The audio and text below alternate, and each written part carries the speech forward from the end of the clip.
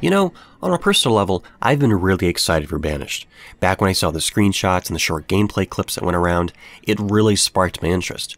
Because, actually, when I was a kid, I had an idea very similar to this. A village-type building game, in the wilderness, trying to live off the land, and to make your way up to a city of some kind. While Banished doesn't quite get to that level, it does have some pretty interesting gameplay elements, as well as a strong bit of challenge to it. I should warn you though, I review games in their specific parts, not necessarily as a whole.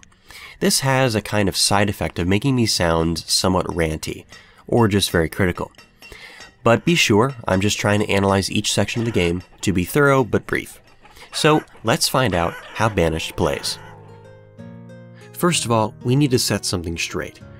I will be calling Banished a city builder, but it's not quite that simple. Banished is not a typical city building game. Most importantly, you never really get to the city level. Secondly, building sounds like it's more manual, or you're in control.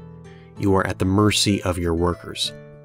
Banished is a survival village simulator, and your people will starve, freeze, get stabbed, be killed by tornadoes, fires, diseases, and much more as you play. This is the world of Banished. Banished has no campaign or multiplayer, though it does have some short tutorials. There is no real objective in the typical sense. You start a randomized plot of land with randomized terrain, and you are tasked with taking your small family or families and building a community in the wilderness. Banished is all about the balance of choosing when to expand and when not to. You don't spawn new villagers, you merely have the ability to plot out new houses for couples to move in to have more children. So if you need to have more workers to expand food production, well, you're going to have to wait for your young couples to do their thing, have children, and for those children to grow up into workers. This builds a fairly large amount of tension as you wait for a new generation to grow up. Early in the game, you're not going to experience many of the headaches of this game. You're likely to have some supplies stored up, which will last 1, maybe 2 winters, but it's after that that the real difficulty sets in. Because you can't just focus on food. You need logs for firewood and building, but don't forget clothing. You need leather and wool for that. But you need to be healthy, so you need herbs to gather. But don't forget tools, so you need iron to make tools. This is a cascade of needs, and you can't ignore just one, because if you ignore tools, suddenly people can't work as well. Food production goes down, firewood production goes down, herb production goes down, and before you know it, you're seeing your population numbers plummet. So start a new game. More towards mid-game, you're likely to be on a couple sources of food and want to expand your production to do more interesting building. But this is the tricky part of the game. The difficulty curve of Banished in this era of play is dangerous. There is a huge temptation to expand, but this is where everything can go wrong. If people aren't dying, they are about to die. Because you're working on razor-thin margins of error, it's very easy to mistake a slight pause of suffering for prosperity. So be wary, but I'll let you figure that out as you play for yourself. This is also a tough time since you likely don't have enough surplus of anything, so it's likely you'll be wiped out with a bad harvest, infestation, or disease. Proceed to start a new game. Late game is where the real problems with Banished start to surface. Because like most city building games, there is no objective, Banished has very little point to long-term play. With most games, you just expand. However, games do in many cases have a monument or some giant project to finally complete to consider yourself master of your domain. But it's different with Banished. If you start your village and manage things properly, then congratulations, you beat Banished. The only objective in this game is to survive. But if you properly manage your city for the first 2 or 3 hours, you can make it perpetually self-sufficient.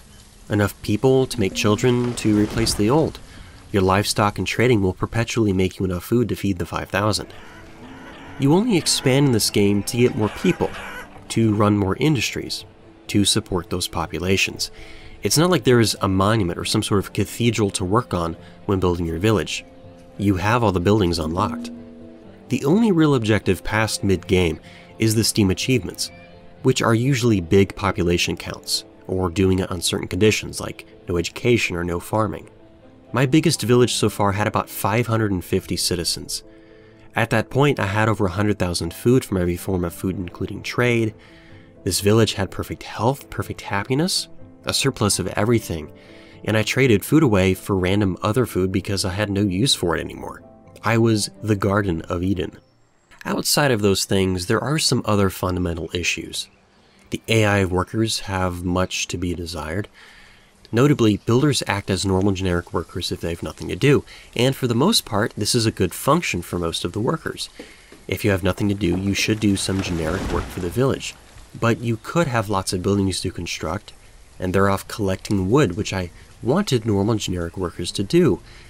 Even if you prioritize a building specifically, it might take minutes of real time at maximum speed for them to finally stop doing random work and start constructing. This is really where some of the frustration of this game comes from. Now, as far as graphics go, there really isn't much specifically to speak of. Banished has a great visual style and consistent quality across all of it.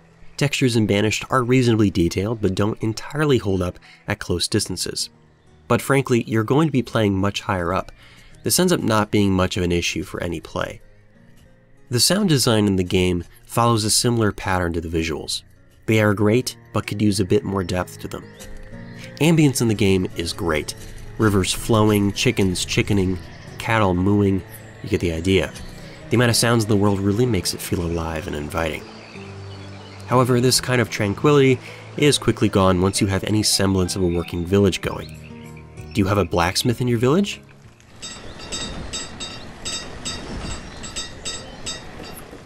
What about a pasture?